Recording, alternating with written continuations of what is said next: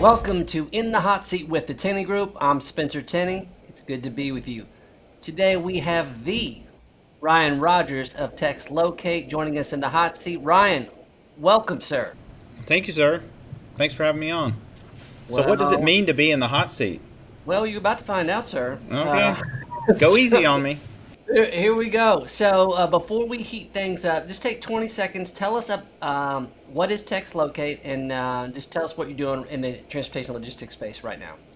So, text locate is we call it visibility simplified. So, it's a quick and easy way to get track and trace information, location updates for drivers or any other kind of products that you or any other things that you want to track, all via text message. So, we're appless, no app. It all sends it out via text message. We also are a full communication platform, so we can do things like two-way chat. We can bring back images, like proof of delivery, bill of lading, things like that. So we are very much visibility simplified. I like it. I like it. Well, let's jump right in here. Now we're going to talk about text locate, and I want to unpack that and then some. But let's provide a little context here. Now, your background, we've seen Amazon, we've seen US Express, we've seen Covenant, and a host of other different companies.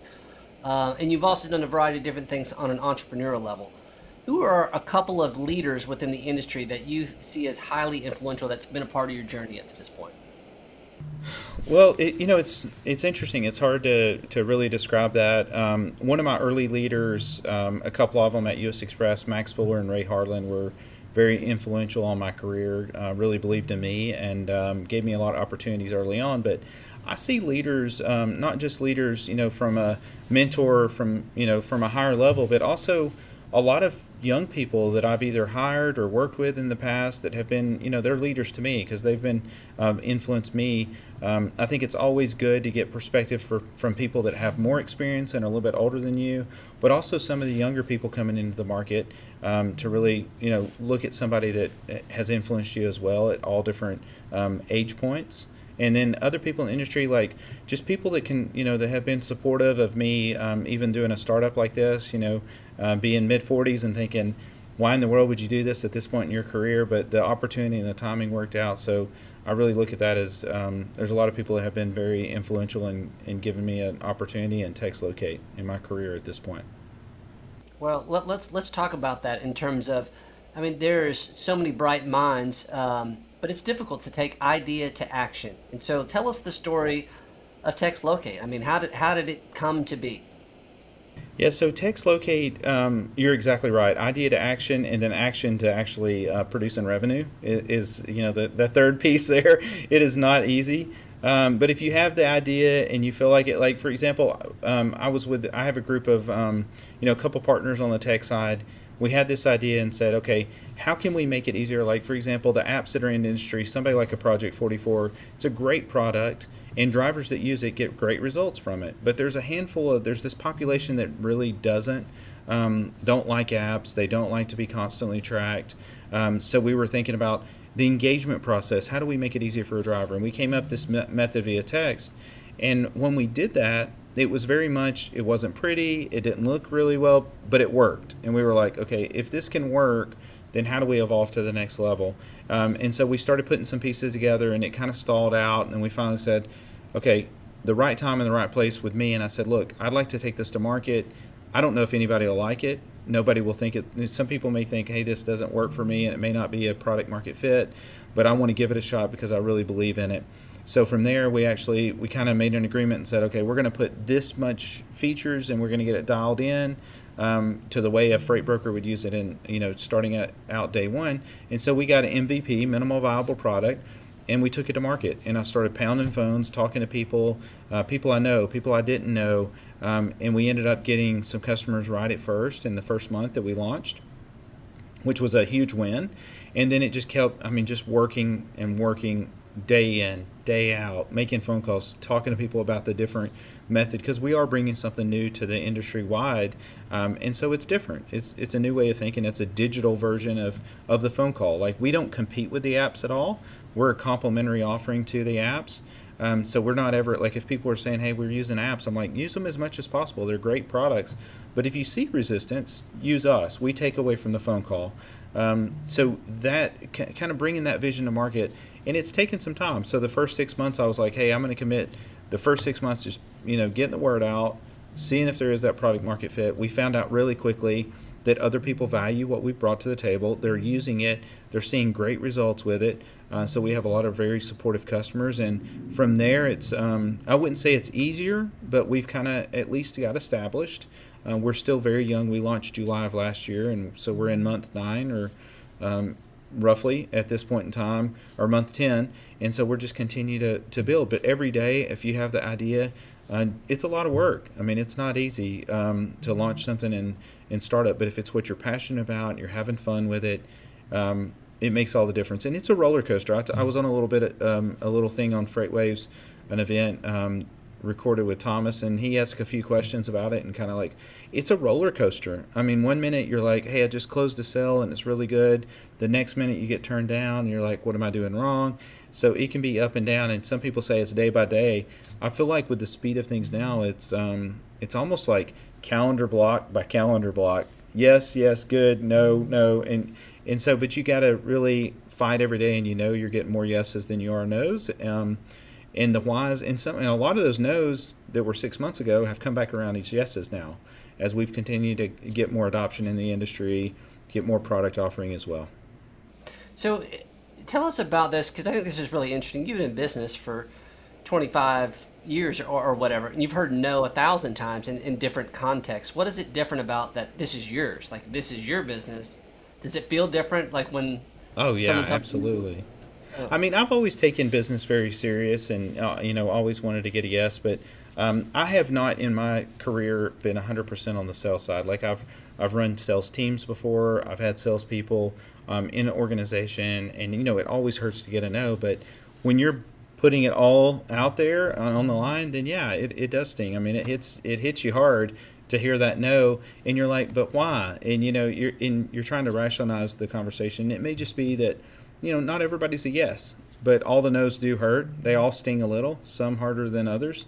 But yeah, when you're pouring the amount of time you're pouring into it, you've invested so much of your time and your team and your effort, and all the behind the scenes development. It does sting a little worse than other times in my career. Well, tell us about some of the successes. It's a short journey here in terms of the night, but clearly we were talking. I've seen the website.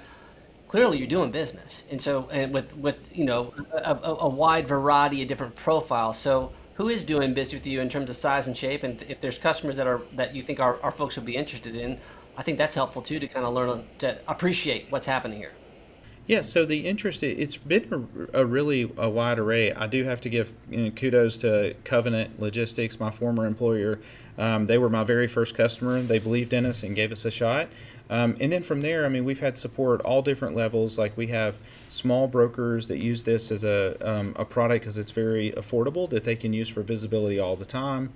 And then we have all different ranges from probably our largest right at this point in time is an Echo out of Chicago. That's a really large 3PL that's using our product and connecting both through our dashboard and working on establishing connection through API.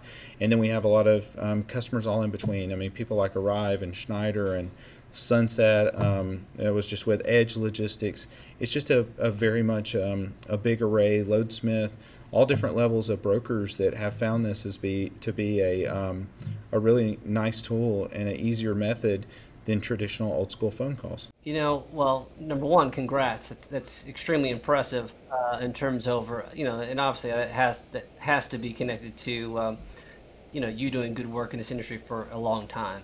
But no matter what, if you don't have a good product, people won't stick with it. So that's been like I was just talking to the other day. I was at TIA and I was having that conversation with the team, Aaron and over at Snyder and Ben, and just having that conversation. But you still need good products to bring to market as well. But yeah, it's They'll try once because you're a buddy. They'll do it right. They again won't because stay because or of it. Yeah, exactly. right.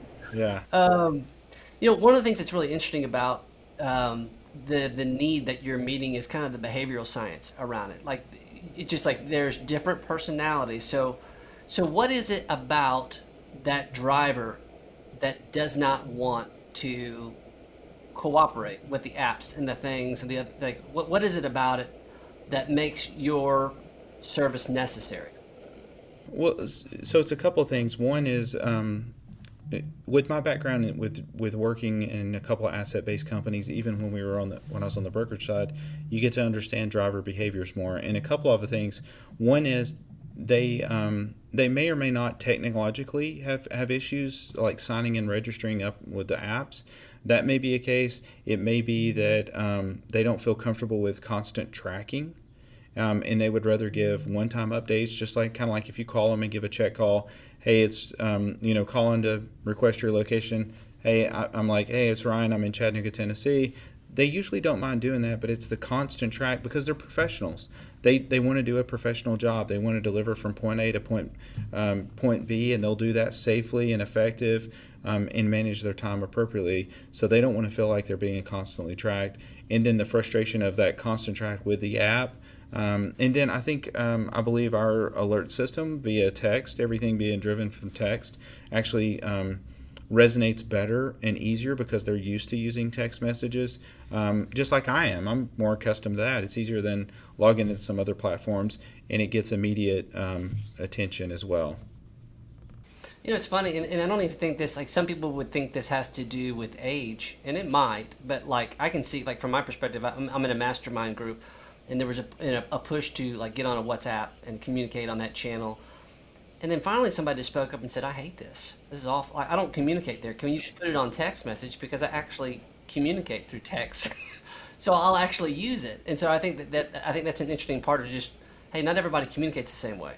And so if like and so for that, it's nice to have another option as you have made available. Yeah, and that's the whole point is make as many options available so that people you can go to where they meets their needs and what they like to use. So you're exactly right. Do you find that I don't know if you would call them, I mean, folks that do have the apps, do they see text locate as complementary or competition?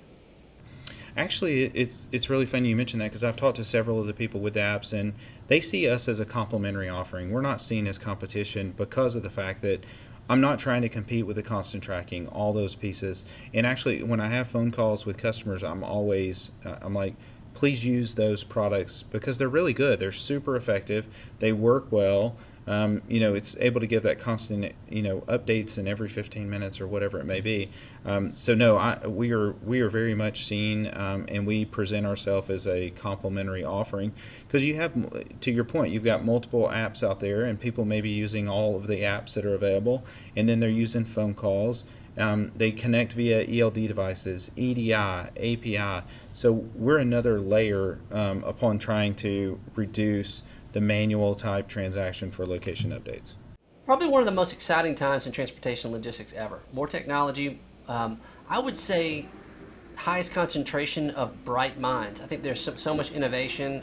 There's so much collaboration, as even you've just been describing right now, within the marketplace that I think are creating interesting solutions. What are some trends that you see unfolding over the next 3 to 5 years that we don't see today? Well, I think a lot of number one, there's so much more interest in logistics than I've ever seen in my past. I think FreightWaves has done a tremendous job of like media exposing that, really promoting that, getting the word out. There's interest because of the challenges with capacity, obviously the size of the market, things like that. So it's really nice to see people making investments in our industry and coming up with new ideas. I think the industry needs that because some of the technology or the lack of not having any technology in certain pockets of our business, it's really a big advantage to get people coming into it. And as far as like things we're seeing, I was actually on a panel at TIA last week regarding machine learning and AI. I think you're going to see those particular tools are coming to market better and easier than we've seen in the past. Like, for example, we're on Google Cloud and other people have, Amazon or Azure with Microsoft, and those machine learning tools are built into that. So you can like read our text messages, a computer could, and respond back. you could actually take a look at the images that we pass over and say, is that a truck? Is that a car, a person, a bill of lading, a point of, proof of delivery, whatever, and read that. So it's bringing those tools and making efficiency better, and then AI, with responses and capabilities back. And then, of course, a lot of the big things that you're seeing right now are like, there's still, still the drive for autonomous trucks. There's still, I know Covenant just got their first Nikola truck, with alternative fuel sources, things like that, are continue to come to the market, which is really exciting. No, I could agree more. So, a little final wild card question for you, sir. Is this the So hot let's seat spot? Is this the hot yeah, seat well, part? it's all hot. It's all hot, baby. So, I want you to think about young Ryan, 22 years old, thinking about a career in the transportation industry. What is a piece of advice that it said if you want to have a lasting, successful career in transportation, what do you say to Ryan? Well, I think a couple of things that I've always learned early in my career. Well, number one, I think you have to have the work ethic, the hustle. You have to have an open mind. I led transformation at Covenant, and the biggest obstacle of transformation, and it's a lot like TextLocate, even our product. It's new, it's different. You got to be willing to try it. So if I was young, I would say be very open minded, try new ways, try things that are new technology, do the things that are uncomfortable because you'll get better at them. Always try to work yourself out of a job. Like, build up the team around you. Even if they don't report to you or you don't report to them, the stronger you have the team that are around you in different areas, it makes the business better. Pour energy and time into your employees as you start growing. The other one that I do, sometimes it's been a little while, but I did, how to get noticed at UTC, an event, a little conference here that they would do, like, it's kind of like a senior seminar series. And it's how to make sure you get noticed. Think about, like, when you're going into work every day, like, how do you set up and schedule your day around other people that can help you learn more and help you grow, constantly be a constant learner, work the hours that other people are working, like, kind of fit in and figure out how you set yourself apart from others. I think that's excellent, man. Thank you so much for taking some time with us in the hot seat, sir. Bright, bright, bright things ahead for TextLocate. Check it out, guys. We'll have all the links here available. That's going to do it for us here in the hot seat. We'll see you next time.